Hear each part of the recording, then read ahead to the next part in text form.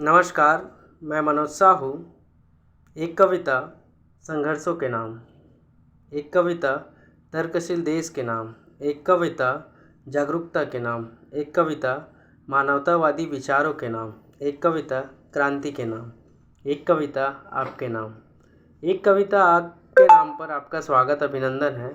आज हम मैम जसिंता केरकेट्टा की कविता नदी पहाड़ और बाजार की यह कविता पढ़ेंगे, जिसमें आपको नदी भी मिलेगा, पहाड़ भी मिलेगा और बाज़ार भी मिलेगा।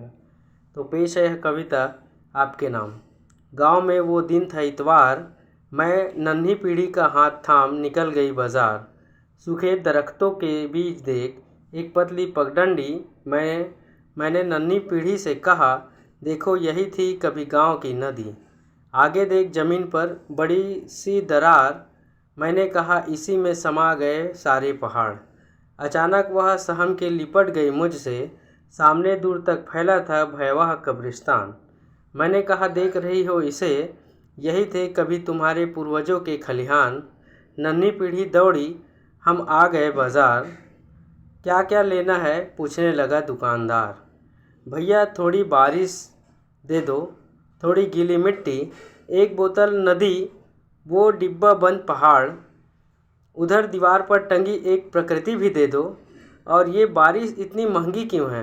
दुकानदार बोला, यह नमी यहाँ की नहीं, दूसरे ग्रह से आई है।